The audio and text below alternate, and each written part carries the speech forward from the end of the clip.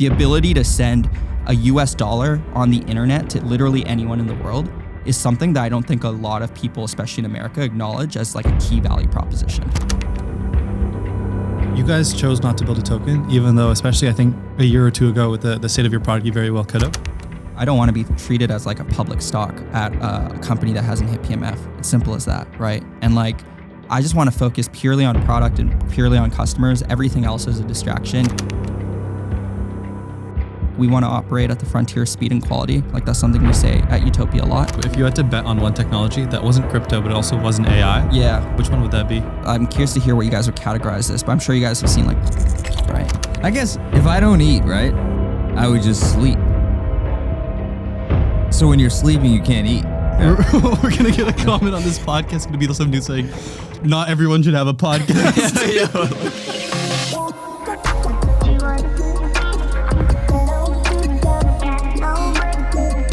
Is that what you're building in now, DevOps? Huh? Are you building in DevOps now? Or Yes, I'm building a combination of Kubernetes, platform engineering. Yeah, I could tell what you... All right. What you mean by that? Bro, you're just like walking troll here. I love it. I love it. Yeah, no, I've seen your previous episodes. So I'm playing. But, You got a reputation. Yeah, he's good, man. He's good. This kid is sharp. So we're going to start on that actually. Kaito, welcome to the podcast, man. Dude, appreciate y'all having me. Really excited. So first question, is Web3 dead? Hard hitter. I don't think Web3 is dead. I think actually we've spoken about this as founders at Utopia and spoke about this, but I think blockchains are here to survive, right? I think blockchains, and I think there's a ton of terminology just getting chucked around, crypto, Web3, blockchains. And I think ultimately the way we think about it at Utopia is that blockchains are going to be a surviving piece of technology over the future. Web3 potentially. It's kind of hard to differentiate what those means, but like the reason why I got into the industry was actually more around just the simple concept of blockchains being able to actually provide that trust layer for foundations and institutions that don't actually have or need more trust in opaque industries. So that's why I kind of went into blockchains, but Web3 I would say is not dead at that level where I think blockchains are going to survive. Interesting. So I guess you've joined like the Web3 blockchain space relatively recently. So like maybe 2-3 years ago? Yeah, 3 years ago. I'd say like I actually got into this space 3 years ago. I was in college basically in my senior year, was writing a lot about blockchains. And I think the reason why I got interested in it was actually, it was more theoretical. Like it wasn't practical. It was like, hey, like, you know, I'm Canadian. I live in Canada with like my credit score in Canada, right? And then my mom went to Japan and wasn't like able to get a really good credit score there. And I'm like, dude, this is like so broken. And I was just a kid in college, right? So I'm like, hey, like, you know, blockchains might not be the exact solution right now, but it was like a theoretical solution for me where it's just like, yo, this is enough for me to write about. And then I just started writing about all these hypothetical use cases that blockchains could have 3 years ago. And sorry if I'm going all over the place, but then that's actually how I met my co-founder. I was just posting on LinkedIn. Like I wasn't a LinkedIn influencer in any of that stuff, but I was just writing away and got into the space there and then started building. So yeah, three-ish years ago. So you were just sharing kind of like what you thought, and that's how you found your co-founder? Yeah. Who reached out to who? Dude, the internet, I think, democratizes opportunity. So like I literally met all of my co-founders in a combination of Twitter, Discord, and LinkedIn. So I met my CTO on LinkedIn where I think I posted one tweet, like it was a LinkedIn post on like how I thought nonprofits operating on the blockchain could be more transparent and run faster. Jason, or my CTO, was based in Vancouver, reached out. I actually never met him. And I never met all of my co-founders until we signed the incorporation docs either. So it was kind of an interesting story, but I met all of them on LinkedIn, Twitter, and Discord, and then we just started building away. So it's kind of crazy because like in many cases, 4 young founders that meet on the internet might not work from a co-founder relationship standpoint, but you know, we've been sticking strong and kind of been together for the past 2 years almost now. Interesting. Yeah. I feel like a lot of the reasons, especially companies with younger founders fail, is because of co-founder problems. Now there's 4 of you, so there's almost like double the risk than what a normal co-founder pair has to deal with. 100%. There's a lot of ego at play as young founders as well, right? Like it's I've seen that and stuff, and I think that's something we're just like learning as we go, right? And we've been just improving our relationships as we keep going. So I completely agree. It's kind of crazy and miraculous that actually worked out because again, like we didn't see each other. And then we signed the incorporation docs, just trust on the internet. And then now a few of us are based in SF and stuff and we build together. But that was kind of like how everything started. So one thing you mentioned was that your initial kind of entrance into blockchain was very kind of theoretical. Yeah. Right? So it makes sense of like, okay, your mom went to Japan. Yeah. Now her credit score didn't transfer over. Mm-hmm. One thing that's interesting to me is like when you talk about blockchain specifically for payments, it seems like it's like the dream. Okay, everything's like, you can see it. It's very like it's transparent.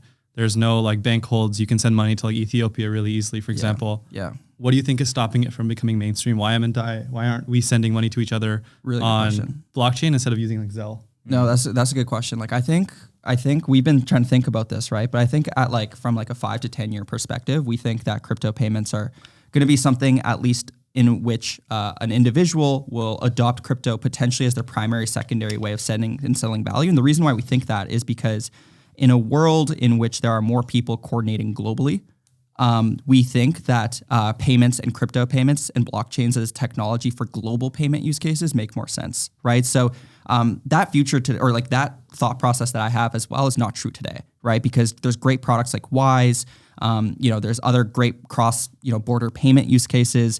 But at the end of the day, we think that blockchains are smart contracts that remove the humans and the intermediary process associated with facilitating payments, that we think blockchains are probably the best way for us to actually coordinate global payments. But for things like Venmo, these are domestic payment use cases, right? So as a Canadian, I actually didn't have Venmo, for example. And I think that's maybe like a shitty example because it's not something that might serve a core need, but I used USDC on Solana, right? When I didn't have my visa and I was here in America and just paying my friends, or I'd use PayPal, right? So I think the hard thing is that the future or like the reality of crypto payments is that it's not as competitive as traditional alternatives today. Our bet is that eventually will be, and we need to build software to hopefully accelerate that. But I think there's tons of really fair challenges against like crypto payments as a use case. So yeah, I think that's kind of like the risks that we need to address with our company.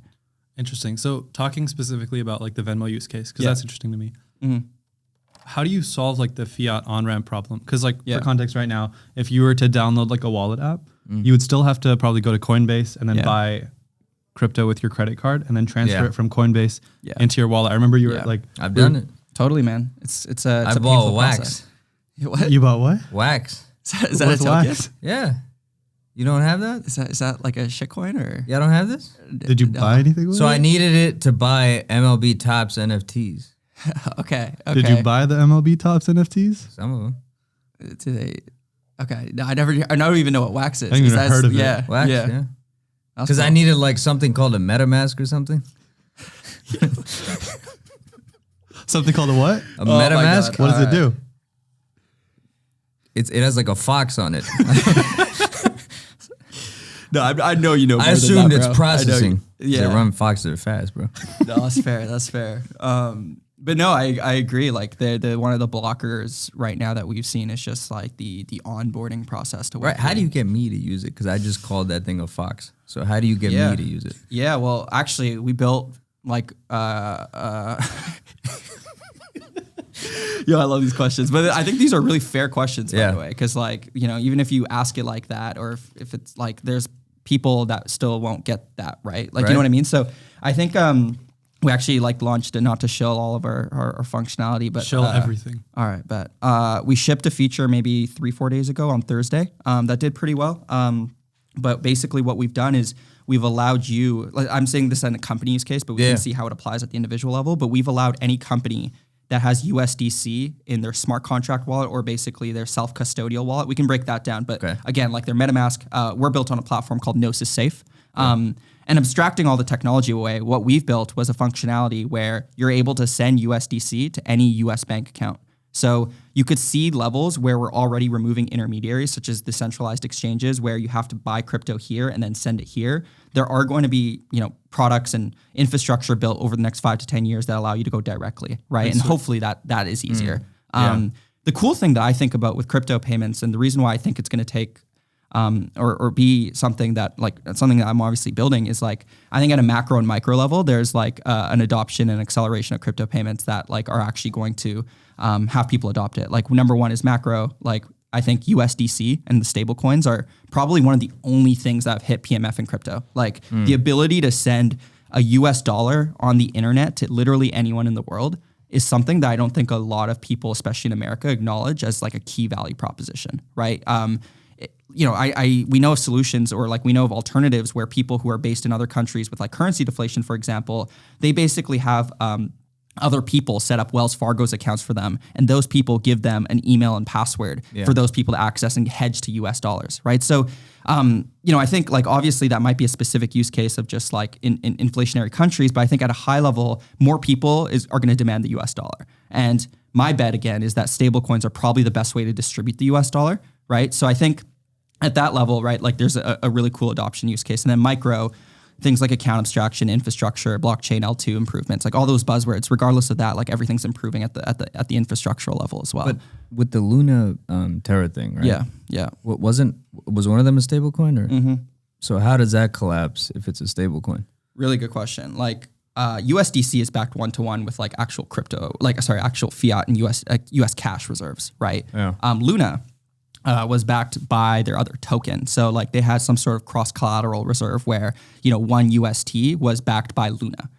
So it wasn't backed by real cash and real hard-earned dollars that you could actually access from a bank account. So again, like the way I'm thinking about this is a lot of crypto people, and especially crypto itself, is extremely tribalistic, right? So like there's people, who believe in pure decentralization, pure kind of like this idea of like, I don't want to say avoiding regulatory, but like kind of like, some sort of anarchist vibe, right? Where it's just like, dude, like, screw the government. Like I want my own hard-earned dollars. Like I don't want anyone else to touch them. I don't want them to know about it. Yeah. And personally for me, like I sit way more in the middle, right? Where I just think blockchains are a great way to send and settle value.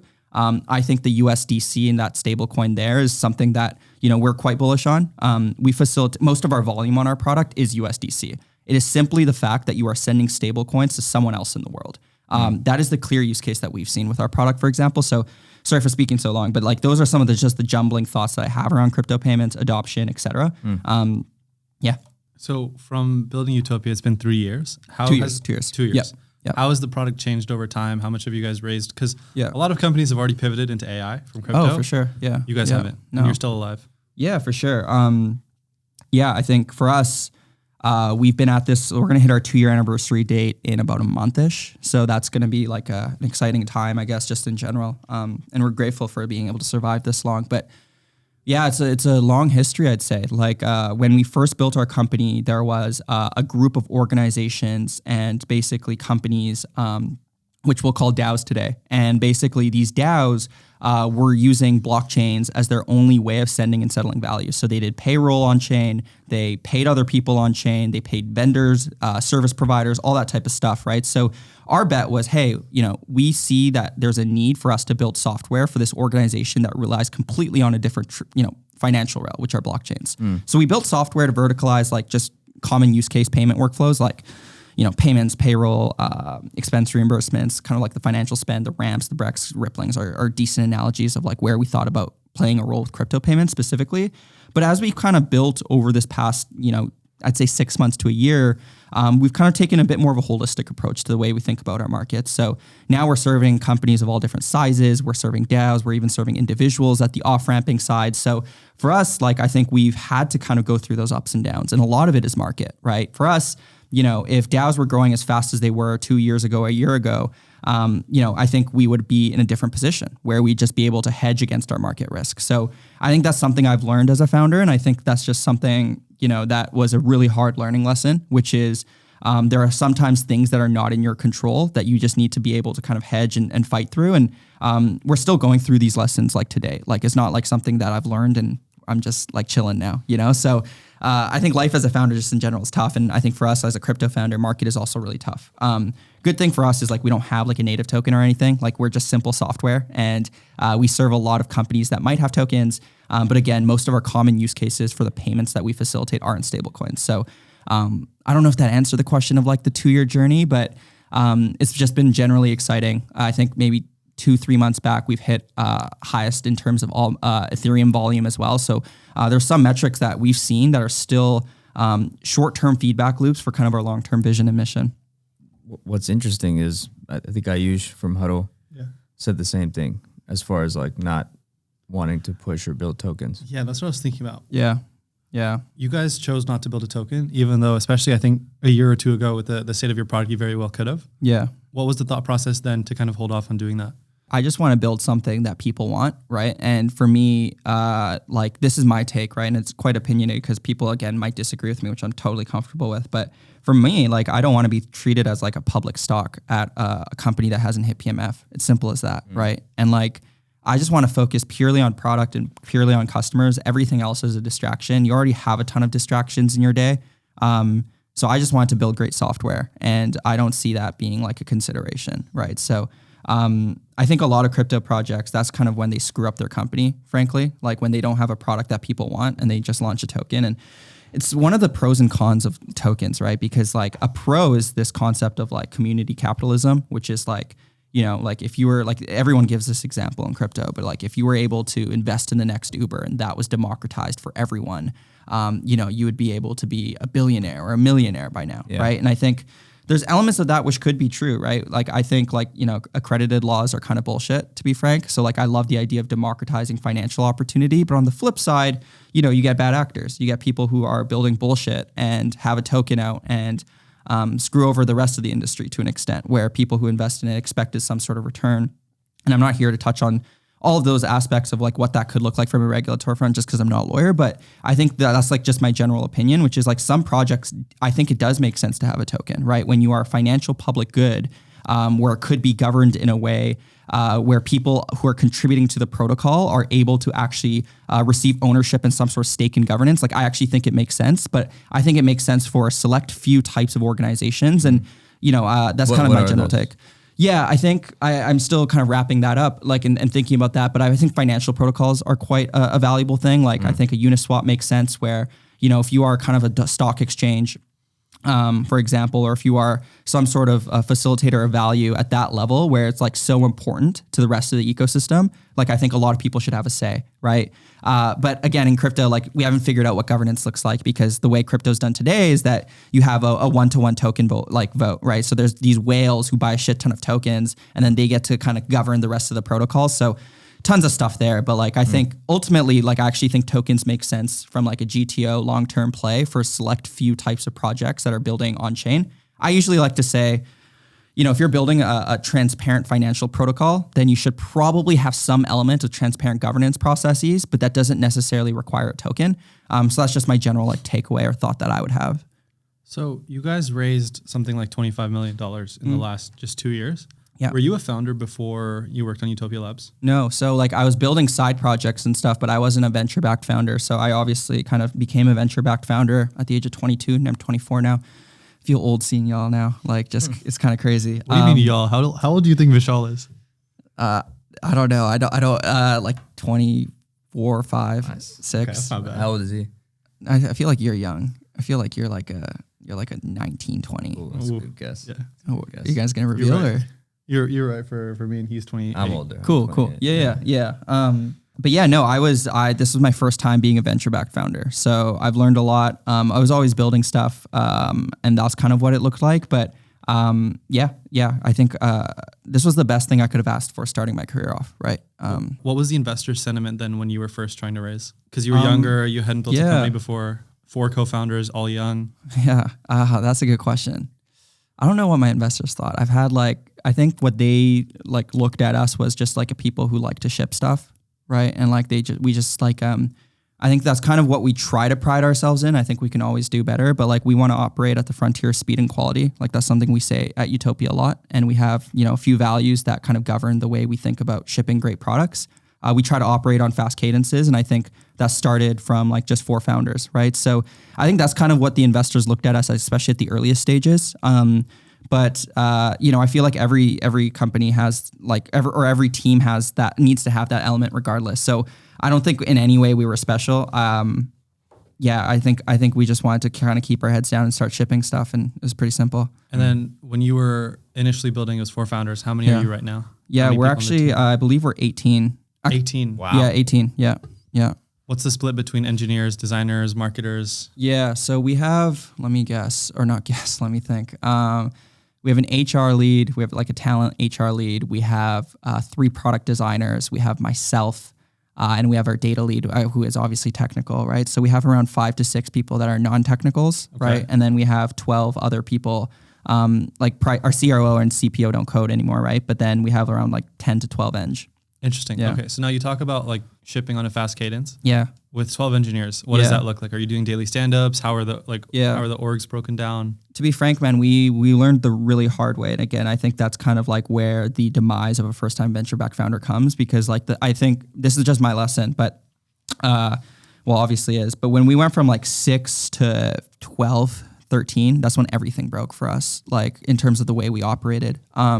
So like Q1 2023, we actually were only able to ship like 1 or 2 features, and they were like gargantuan. They were like extended in scope, and that's when we didn't change any processes.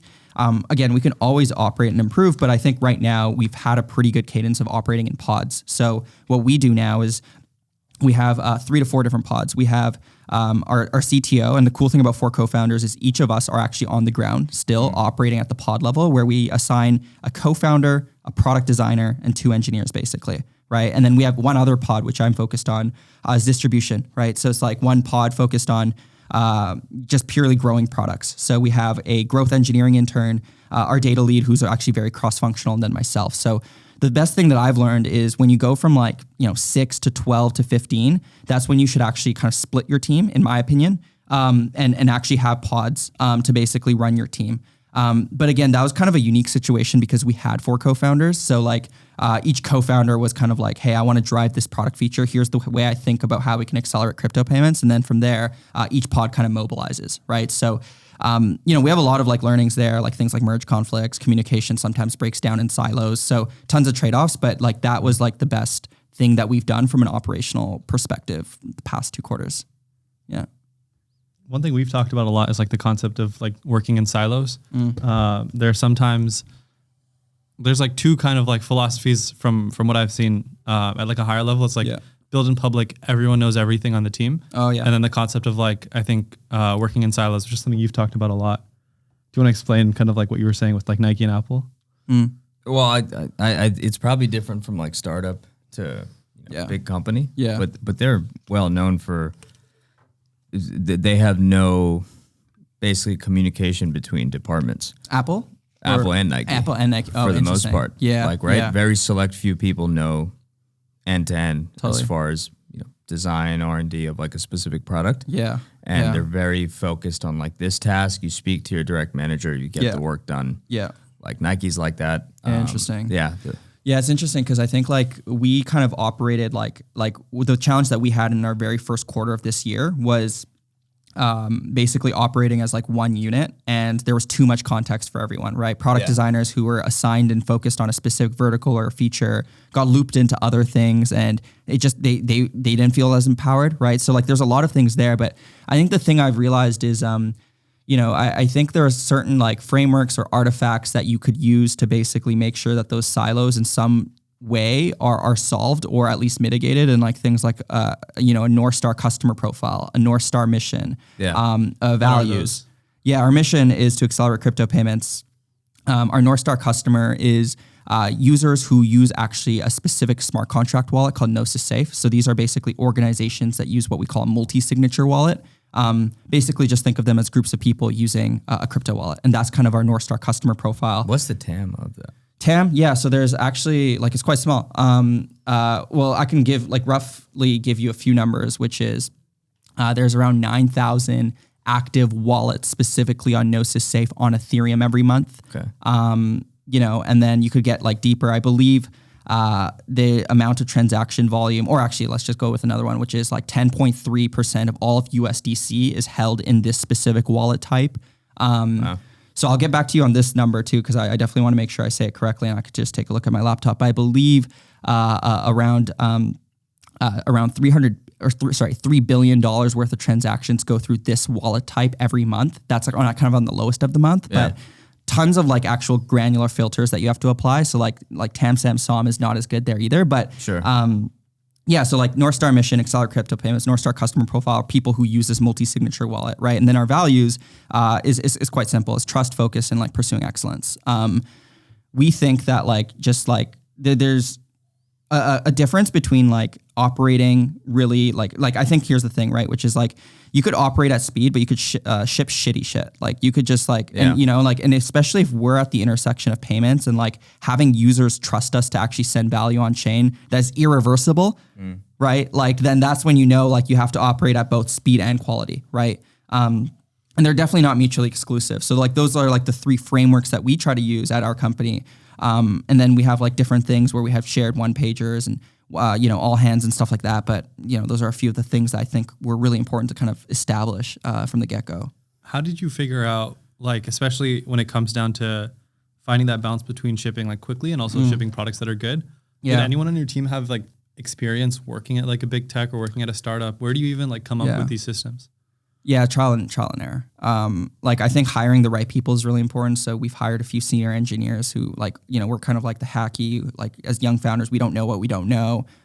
You know, we just ship a bunch of stuff. We might not know the best practices. And that's kind of when we brought in people who might've been there and done that or kind of have traits of qualities of excellence and really kind of refine us there and kind of like be our balancing effort and standard. So I would say hiring the right people is probably really, really important. But again, it's just trial and error. Like when you make a mistake or when there's a huge bug, like that's just kind of like this like unconscious lesson that you have in the back of your head that you just want to kind of now like address that, right? So again, I think it's just like there's no way to mitigate it. You just learn through it and you just kind of fail and keep going. What was some of your biggest failures?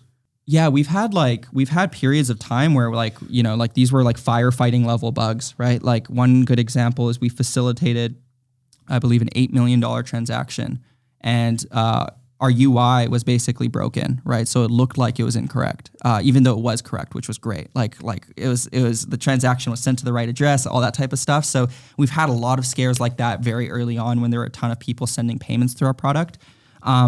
So a lot of them are probably related to that, around just kind of a lot of like those errors. I'm just trying to think of like real fuck ups though. I can get back to you or you can just bump that. Like, I don't know if that's like a quick hitter question that y'all have. We could send you an email about it.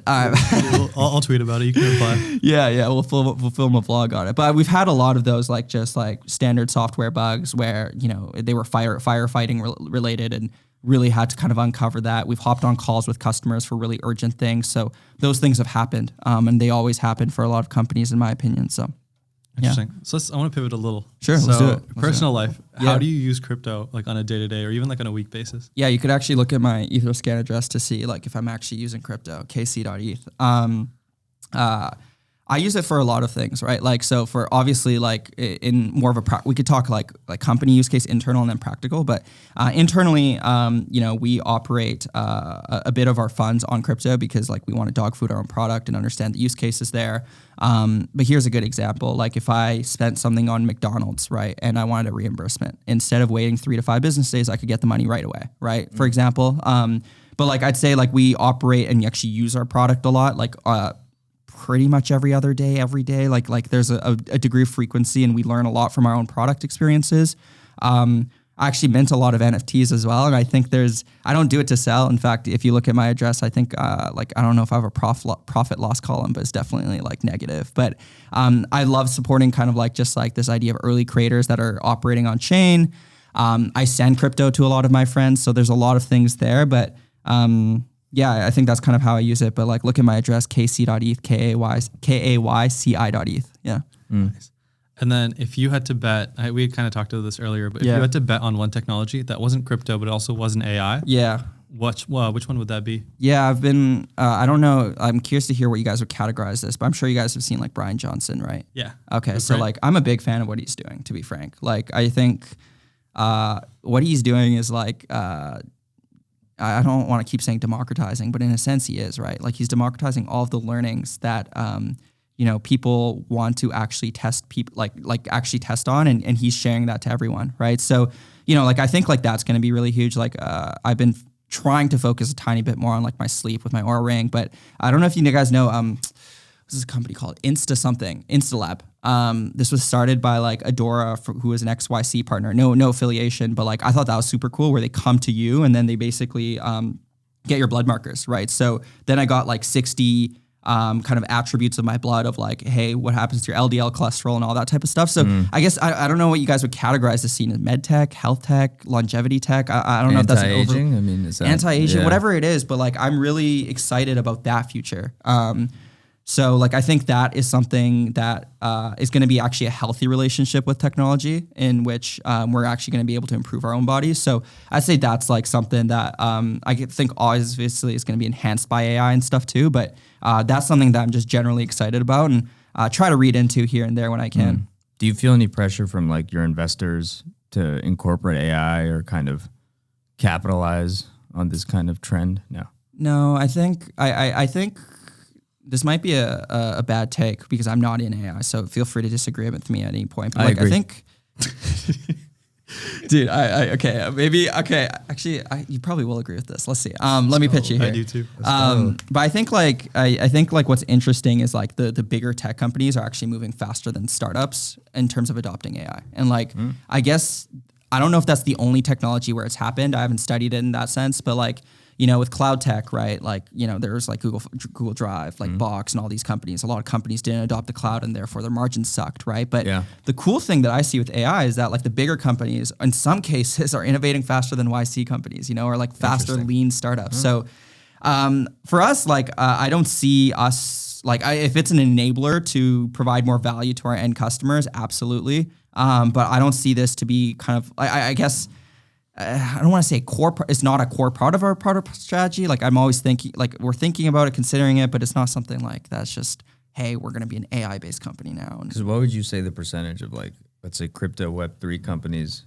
that have pivoted in the last year and a half to AI? I don't know the percentage, but it's definitely a lot. Right? Like 100%. Right. Like let's just, let me ballpark this, but what's your guess? Like over, under? I would say 6 out of 10.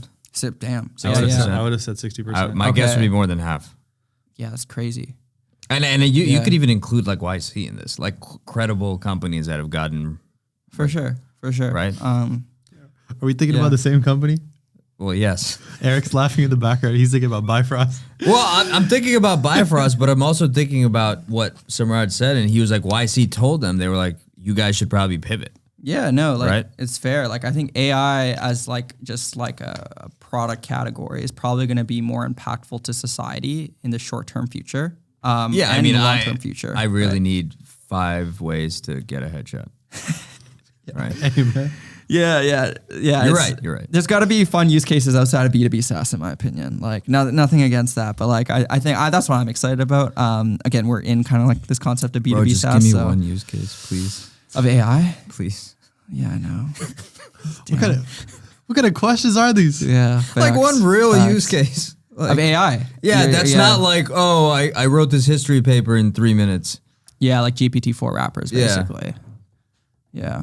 I think there's an interesting take around like loneliness. Like he has one use case with AI girlfriend. Wait. I saw what was it? Adele's video, dude. That was crazy. That was a dope video. But how was it? You saw it? Yes, I think I saw it. Appreciate you. Yeah, he filmed it. Yeah. He was like, you filmed it. I was like, you want to go get dinner? He's like, I gotta go film. It was worth it. He came home at 12. Because I told him, I was like, yeah, why don't you get AI to film it? And he's like, I can't. And I was like, another non-use case here.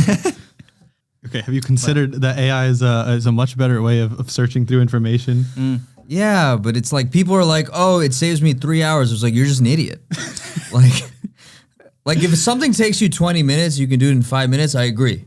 But there should be nothing that takes you like 3 hours to write an email where AI is helping you do it in 10 minutes. Like what's going on in your head? I think you just don't know how to prompt. Bro. It's so something you do in 4 hours. Forget coding. Take coding out of it. I was going to say coding is a good example because there's this thing called Cursor. It's like VS Code, which is an IDE to edit code in. I've started using that along with GitHub Copilot. Okay. And I'm like a 10x engineer compared to what I was before. Sure. And I probably save a good few hours a day. On a day that I'm like spending like most of my day like coding, I definitely save at least a few hours. Okay. And that doesn't, maybe it does, but I'd argue to say that doesn't make me an idiot. It just means that now my workflow is supercharged by the fact that I have AI. You're not an idiot. And I don't have to go into B2B Google. SaaS, so I consider that B2B SaaS. or SaaS in but general. Then why are you coding? But then how is it like, oh, AI is useful, but then also we can't talk about B2B SaaS, even though that's like the largest application. I'm just memeing around. Like it's nothing not against that. it. It's the way they market it. It's the same way of crypto. Like they market it a certain way, and we found out the only real use case thus far is like you can send money to Ethiopia. Awesome. That's great. Like I love that. No, fair. I don't know anyone in Ethiopia. Yeah. I mean, if you know anybody, tell me. No, I'm happy to send them some money, bro. No, I think with with AI though, like I think what was it? Like I don't think I thought about it before GPT-4 launched, but like my general thought is like if I did think about it, I would think that like AI would replace like maybe blue collar workers, but like it seems like it's replacing possible. Like, I also want to like mention my friends in New York that run like great. $100 million businesses don't even understand what GPT is. So I also want to like make the distinction. GPT-4 and like AI in general are like one is an LLM and one is an actual like technology. Your algorithm on Instagram is based on AI. Your algorithm on Instagram would be 10 times worse without AI. And that existed Same with before. Twitter. 100%. I'm not saying it didn't exist before. I'm saying it's been useful. Now there's just a new hype cycle around it, and there will be a few good companies that actually change how we interact with the world. What are those? And then there's going to be 95% that are going to flop, and they are going to be worth nothing. But those 5% are enough to change completely how we view the world. Make some bold prediction. What are those few companies? And take GPT out of it. Okay, so I'm not super deep in AI, but like I actually think like if you enabled like a GPT-4 like powered equivalent with smart tech, like or like Amazon Alexa or Google Home, like I'm actually just really surprised that when I still speak to my Google Home, it's just like so incomprehensive, right? Siri is one of the worst products of all time. It's crazy, but like I actually think 100%. Yeah, and like if you enabled like some sort of functionality like that at like kind of that level, I think maybe not transcription, but even just the way we interact with those types of equipments or not equipment, but you know what I'm saying? Like, I think that would be like a net benefit to society, right? But I think like, I think that's going to be an interesting thing. Like is the way we're going to interact with the web just going to be simply through chat interfaces? I don't know. Is it going to be through Apple Vision? Like, like it does feel like text is the universal language, because if you have basic translation, it feels like everyone in the world will communicate through text, whereas some people might not understand the Instagram interface. Totally some people might not understand the YouTube interface. Was that through typing through a keyboard? Like, is that like the way we're going to interact with the web? Like, or it could be voice, it could be typing through a keyboard. Yeah. It could be if voice is good enough, like I think that's the next iteration, right? And then like I don't know Neuralink enough, but like that'll be crazy. Would you wear a Neuralink? Would you put a Neuralink in your head?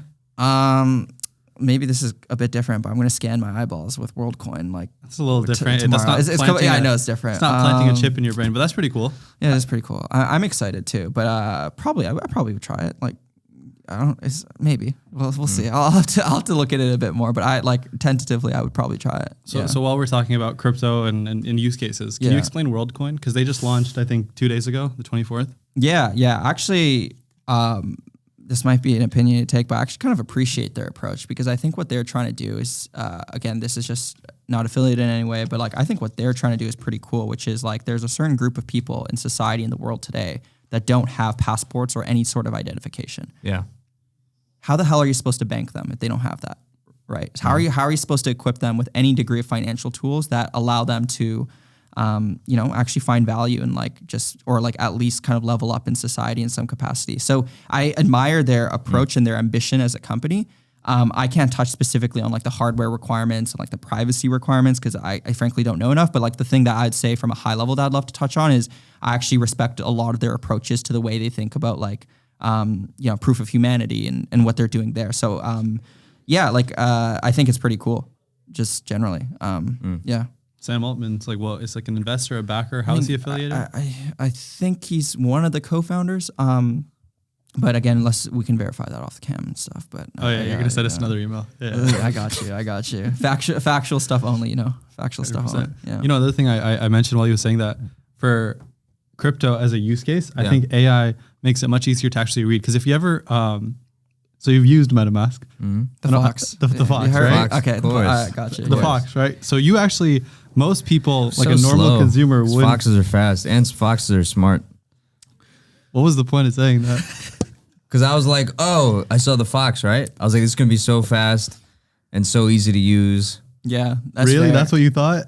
just took a long time. That's actually a pretty good assumption. Like permissions, and I have to download this app to authenticate this. 5 minutes for a transaction. And at the end of the day, I still had to use either my credit card or bank account or some way to, right? It's like, why didn't you guys just take my credit card? Like, you guys could have used it after too. Yeah. Just leave me alone. I think a lot of crypto forward people hypothetically and want to envision a society in which you don't actually have to interact, like, you know, and I think that's still a bit, no, it's not even no KYC. It's just the fact that you don't need an on and off ramp because there's so much utility on chain already that, like, the only reason why we off ramp, for example, is because, like, we need to pay our bills, right? Or the only reason why we might off ramp is because we need to balance our just cash, right? Like, we just need money in the bank, right? So, I guess there's two constructs there, right? One is, like, if there's utility in some capacity, that could be, evidenced by adoption, or the fact that, like, crypto is the primary way of sending, managing, and holding value as a replacement to an equivalent bank account. Like, you don't have a reason to. But again, I think that future is not a reality today, right? I think we need more designers working in crypto. Like, wallet should be much different. Like, back to the MetaMask example, you had to read through a bunch of jargon before you signed. You didn't know what you were doing when you signed, I'm guessing. No. Yeah. You didn't know what you were doing before 100%. You signed. You didn't know what you were doing after you withdrew. And I think you didn't know what you were doing when you bought the NFT. You still don't know what you're doing holding it. And now I don't know where it is. like my point exactly. We need better designers in crypto because no one knows what we're doing. Yeah. I think the design was limited fundamentally by just, like, the I keep saying this, like, blockchain infrastructure, but, like, what that means is, like, account abstraction. I don't know if you guys seen that, right? Explain it. It basically allows you to, so account abstraction basically allows you to complete certain actions without actually being the signer of a specific transaction, right? And again, we can verify this as well, but, like, what this enables is that it allows you to do things like logging in with your Google account, which then basically automatically creates a wallet in the back end, right? Oh. Or you're able to bundle transactions, right? So what that means is instead of just let's just say there's an NFT on a specifically different chain. Let's just say, like, the Harmony chain or the Arbitrum chain or the Optimism chain. Like, I bought everything on Flow. Okay, Flow, right? Yeah. Flow, actually, sadly, it probably isn't compatible. I can't touch on that. But if it's an EVM equivalent chain, like, you don't need a switch, after. You don't need a bridge, all of this type of stuff, right? So you don't need a bridge. Like, all of these things that are kind of like terms that are used in crypto today, bridge, mint, like I guess bridges and mint, but, like, all of these things are going to be abstracted, right? So, like, I would say that the UX layer is actually like a secondary effect of just, like, the infrastructural improvements that happen at the blockchain level. But yeah, it's called ERC 4337. It's really cool. Interesting. Yeah. What's your response to people that say that crypto is bad for the environment?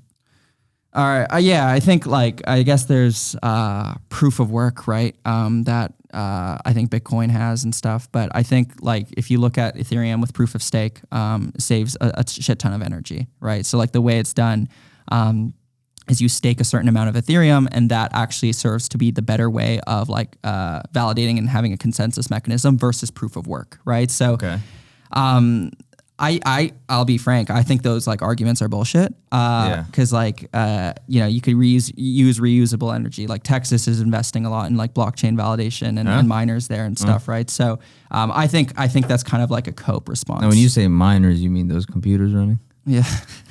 Yeah, exactly. Just wanted to make sure. Great clarification. Proceed. And then on your website, you have this thing. It says, every bill that gets passed in Congress is $1 billion startup. Yeah. What does that mean? I think, like, a lot of companies are just wrappers on top of, like, new bills that, serve as, like, a compliance or regulatory moat. So, like, let me think of one. I guess, like, SOC 2 is a good example, right? Like, I guess, that's just kind of a high level example, but as soon as you implement SOC 2, there's $1 billion companies that build great compliance wrappers on top of, like, SOC 2 certifications.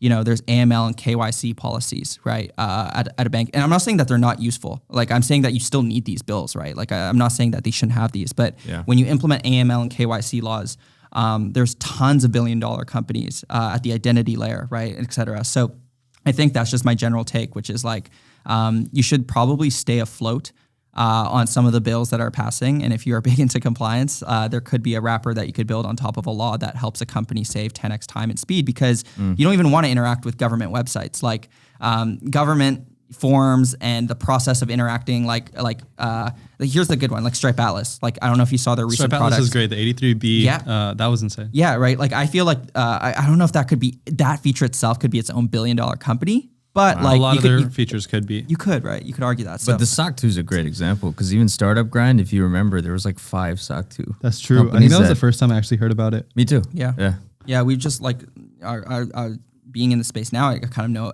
I don't know enough about it, but like my co-founder takes care of a lot of the SOC 2 stuff that we're like just thinking about considering, et cetera. And like, there's tons. Do you have a vendor? Startups. Do you know? Yeah, we use a service called Vanta. So Vanta's the leader. Yeah. But there's like Tugboat, there's like 5 other ones. Tons. And I think what he's saying, they just, right, they each have like one special thing that they do over the others, right? I don't even know how to differentiate it. Yeah, I'm not quite sure either, but like, yeah, I can't touch too much on the SOC 2 space, but like every single law there is, bro, you could probably build a great company around it. So instead of asking ChatGPT for startup ideas, you're just supposed to scan Congress bills that were recently passed. Yeah, recently passed. And especially on the fintech side. You could probably start a whole startup studio just around products like that. You could. Like, here's a good example. Like, I actually don't know what this would look like, all the hurdles, but if you guys have heard of FedNow, I don't know, have you guys heard of it? No, what's that? Government's implementing like a 24/7 like ability to transfer value instead of the US government, right? So like FedNow, there's Pix in Brazil, and then there's like UPI in India. And basically it's just like state-backed like financial rails that they're building, right? And you could probably build a great company around that, right? And you could it's mostly open towards like just like the conglomerate or traditional banking products out there, but you could kind of see my examples here. So speaking of examples, I put out a tweet asking people for questions to ask you on the podcast. Yeah. Karthik from Bifrost mentioned, what are the top 3 use cases you're seeing for crypto payments using your protocol? Yeah, one is international payments. Like it's a very obvious one, which Ethiopia. is like, it's a bit different, but like here's a good example. We have a customer called Yield Guild Games. They were a startup. They are a startup backed by Andreessen. They have some USDC, right? And basically they pay all of their contractors, whether they're based in Europe or the Philippines, wherever it is, with USDC, right? So international contractor payments. And those relationships are very, very common for our product. Another crypto payments use case that we're seeing, obviously, is the fact that crypto needs to communicate with fiat. So like we're seeing like a feature that we ship called USDC bank transfers, where, if you are... Here's actually a really common use case, which is like you are a angel investor or a venture fund investor based in Hong Kong that has a bunch of USDC, and you want to wire an American portfolio company in US dollars, right? Like there's a lot of really cool kind of communications and overlap between USDC and USD. International contractors, kind of like fund use cases, wire funds, ACH kind of overlaps there. Reimbursements are quite common. Are you taking a big fee with this? Because how many of those happen? Like... Yeah. Big number, right? We just launched this, so like we're still in the process of like seeing some of the volume that we've been able to facilitate, but we take 0.3% right now per payment. Not bad. So yeah, those are quite common, I'd say, like those 2 specifically. A lot of crypto companies need to pay their AWS bill. A lot of crypto companies need to go from managing their crypto revenue back into fiat. So like that interoperability between those 2 rails is obviously a really common use case as well. Interesting. Next question from Price, actually. He said to ask you about the human operating stack. Oh, gosh. Well, it's funny. It's kind of similar to Brian Johnson, like, how I talked a tiny bit around that space that I'm just generally excited for. But like, man, human operating stack. I'm just joking around with it. But you know how we all have a productivity stack, right? Like Superhuman, Vimcal, Arc, Notion. I'm just memeing, but I have a human operating stack. So I'll take like my omega-3 pills, like my athletic greens, my mud water. Mudwater, is that good? Fast. Mudwater? You actually drink it? No, I tried. Why'd you say No, okay, man? sorry, I'm not trying to show, but that was my human operating stack. So I've cut tried it once, but then he stopped using it. I tried made the stack. That's what's important to remember here. We've cut some scope, we've cut some scope, but then like, just like doing Give me the stack. Give me the real stack. Yeah, no, the real stack today is athletic greens, omega-3 pills, multivitamins, creatine, vitamin D3, those are like the things that I take on a day-to-day basis. But then like I I don't follow this every day, but I also fast to an extent. So like no calories in the morning, just like cold brews, right? So do that. What else? Try to go to the gym, like sauna, stuff like that. So it's just like a joke amongst founders where we just try to like stay healthy at the same time or go to the gym together and stuff. So staying healthy is a joke. no, it's just like the human that's a good one, bro. It's just the mud water. Dude, yeah. Got me there. Yeah. No. But yeah, I'd say like that's kind of like the stack right now. I've been getting interested in that stuff. So I saw this podcast yesterday. It was Jay Shetty, and it was about like dehydration is like a myth, and he talked about like just not drinking water. It was interesting. He said like I think water's a myth. That's what he was saying. Facts, bro. Yeah. He held up a glass of water and he's like the guest, and he was like, this is like the water everyone tells you to drink. Yeah. But in reality, you like drink it and then you just like pee it out, or it's in your bladder. Yeah. So it's actually like left your body. And instead the water that's in your body is like a jello, like in a crystalline form. Okay. And so he was like, you need to do more things that like, I don't know. I like left the episode at that point. Okay. Yeah, no, that's fair. I feel like that's the only non-negotiable, you know, like I like the one thing we agree on is water. Bro, just, you don't even have to eat for like a day or two, right? Like, you ever seen Athlean X on YouTube? No, what's that? No. He always says like something's killing your gains. Like barbell curls are killing your gains. Like sleep is killing your gains. And then the video cuts to like the dude like about to go to sleep and he watches the video. He's like, shit. He's like, now what do I do? Like, yeah. Andrew Huberman's like a good example. He's cool. So I had insomnia for a while, and then I was like doing all the research. I had Oura Ring, I had a Whoop. I still have the Whoop. Yeah. And then I figured out from watching his, and then also using Crescent, it was like a product that was in our portfolio. Yeah, Crescent's dope. Yeah. I know Josh and Jason. Yeah, Josh is cool. Shout out Josh. For sure. Why? No, for sure, bro. You gotta shout out. Why'd you have to throw that in there? I already shouted him out. It's true. I really didn't add anything there. He was like, Josh is cool. I'm like, shout out Josh. Like, shout out, yeah. I guess he's here now. He's my friend. Facts. Thanks for sharing. Thanks, bro. But that was super cool because then I had insomnia for 6 months, but then I was able to fix it in like 2 weeks. Oh, dope. And so that was cool. Now sleep's important, like very important for me. I'm like in bed every night before like 11. Okay, that's cool. Yeah, I don't know. I have like almost a pessimistic take where like there's like, I don't know all the lessons, but like I guess there's like 3 lessons like that I learned with my Oura Ring, but they're just like super simple, right? Like try to sleep before midnight. Don't eat, 2 hours before-ish, right? Don't eat. That's part of the human operating stack too. So then, food, just drink water. It's important. You know? No, he said food is killing my sleep. Facts. I guess if I don't eat, right, I would just sleep. So when you're sleeping, you can't eat. Yeah. So I just try to sleep as much through the day as I can. Some thoughts should stay in your head. There's some things we don't share on a podcast.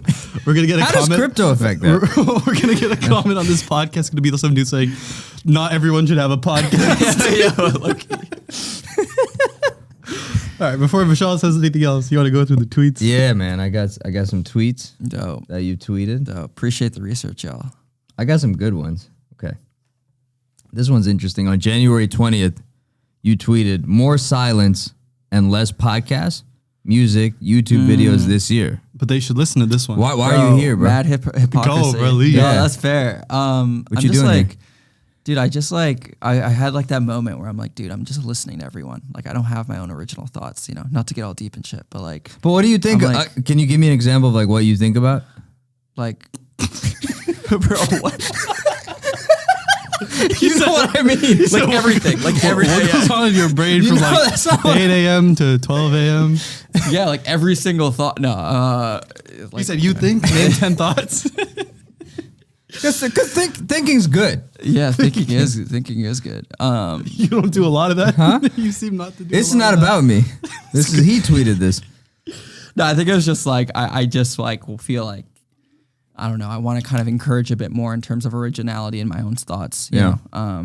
Obviously, I think like every single idea that is created is probably like influenced by a bunch of existing ones and just meshed together. But I think that was just my general thought. I think it was the beginning of the year, like New Year's resolution vibes. You know, just like I gotta kind of try to think for myself sometimes, especially as a young founder, man. Again, like a lot of venture backed founders, they just listen to everyone. Facts. Well, there's a real application there. Because the way you've answered everything like throughout, it shows a lot of original thought, right? And we have a lot of guys who are just like, hey, you know, someone told me to do this, investor told me to do this, mentor told me to do this. We're thinking about the same person. No, okay. You know what? Just like subtweets throughout the entire podcast. Just the worst is everyone's just at this office, so I'm just like taking a shot at somebody here. Oh no, this one's not our office. Huh? It's the other one. Great, perfect. Next tweet. Okay. All right, Utopia, all hands, Wilden. This dude, Josiah Tullis. Oh, I got you. Nickname Scatterbrain. And then he writes, Andrew, got the drip FR. Means got the drip for real. Who's I'll explain that. Where drip means immense swag. Immense swag. Yeah, no, we have like. How does that add to the margin? No, we got teammates from all over the world, so it's just like when you say like, yo, let's rip it, or you know whatever. That's not SF terminology, but like whenever you say something like that's based, whatever it is. Okay. You know, like some of the team members are just like, dude, what do you mean by that, right? Or when we said like that's saucy, like you know, like what does that mean, saucy? You know, it's got a bit of drip to it, right? Okay, so it's just like, what does drip to me? Yeah. You know, that's the definition. Got it. No, it's just like fun little, like, just like things that go on, and it definitely doesn't add to the bottom line. But I like to think our team's like, just like, we're definitely not a family. I'd say we're like a sports culture where we try to like, it's pretty good actually. Just try to like, hopefully for all of us to reach peak performance. But it's just like some banter. Yeah. I like it. Okay. Let's do this one. I really enjoy how Japanese culture encourages individuals to go eat out by themselves. Yeah. Eat by yourself at a restaurant greater than DoorDash. Totally, man. Like I think I just think like Western ideals have this element of like individualism, autonomy, liberty, freedom of the self, right? And then I think there's really beautiful things about that, right? Which is, being able to pursue your own greatness, being able to pursue your own potential, not limiting and have that limit you. But I also think on the other side, what a lot of people forget is like just ideas of family and belonging, that Eastern cultures have, right? And anyways, like the reason why this is inspired is because like in Japan, you know, when you go out and eat by yourself, it's normal, right? Yeah. And I think when you go eat by yourself here, like in just like North America, you might feel a bit of like social anxiety, or you might feel like you do anything by yourself, honestly, at this point. Yeah, like you feel like you have to go on your phone and watch YouTube while you're eating to make it look like you're doing something, whatever it is, right? So like for me, like my girlfriend and I are long distance as well right now, right? So like I was just thinking about that while eating out one day, and I'm like, dude, like, you know, like that's kind of what I miss about like Japanese culture, because they have literal restaurants where you go to a specific area within the restaurant that is designated towards one person, and everyone's sitting there, right? That's pretty sick. I don't know. I just like the beauty of that, because like you just door dashing and just like eating at your own crib, just like that's interesting. It gets old, and I think it gets a bit sad over time, to be frank. Yeah. Yeah, I agree with you, bro. I hate people. I like eating alone. That's not what he was saying. Well, if that's I didn't say that's what he was saying. I just gave you a thought. He was listening to you. He was thinking more. Yeah, bro. I'm listening. I'm inspired. More silence, bro. Oh, this is a good one. We can end on this one. In the future, any company that is a clear monopoly on a market associated with the movement of money or information will have a governance structure that's relatively more democratized plus decentralized than what we see today. See OpenAI's cap profit government model. That's a lot of Go into that. Yeah. Go into the OpenAI one. Yeah, so I don't know if they've changed their model since, but basically what's really cool about OpenAI is, from what I've read, is that they were originally a nonprofit, and then they raised some money, I believe, and basically they have a specific ceiling in terms of how much return they're able to provide to investors until they become a public good, right? Until they become like a nonprofit again, right? And I think there's an interesting element to think of that. Again, like y'all feel free to search it up, but like capped nonprofits are interesting. So I think like there's going to be almost innovation at the governance level when there are technologies like AI and other types of technology. But like my general take is, you know, even at the banking level, even at the financial level, when there's anything that is really core to like what I think is like a human right, which is like a freedom to transact, for example, I think the institutions that control that right is going to be relatively more democratized. I'm not saying that, you know, JP Morgan is going to be a DAO or like some sort of on-chain organization from day one. You know what I mean? But like, I think there's just going to be a spectrum of governance that doesn't sit as intensely to left or right today that we might see, but more of like kind of like a middle ground. I'm not sure what that looks like, right? But I thought cap nonprofits were a really cool model, to be frank. Like I thought that was really dope because to some degree it could align incentives, right? So I don't know. I just, that was like, a lot of my tweets are like just like things that I just like kind of shoot the shit off or just tweet out. I don't think many people knew that. I actually didn't know that. Yeah, I remember there was a lot of controversy around Elon Musk starting it as like a nonprofit and then it turning into a for-profit. I didn't realize it was capped. I don't. Is there a link that I linked underneath that where it says like where I linked it to a cap nonprofit? No. No? Okay. You didn't. Well, I'll have to shoot you guys a letter or an email. Yeah. This is gonna be a long emails going back and forth here. I think I'm gonna get either Asana or Monday.com to manage the emails you send me. I think. Do you actually? I probably need Notion. I would need Notion too. Linear. We need all four. Oh yeah, I need Linear. Facts. Yeah, for the GitHub integration because you code. I think we need Zendesk too for tickets. I agree. Yeah, I think personal CRMs are bullshit. I don't know if you want another like opinion take. Shout out Serendipity. You think they're bullshit?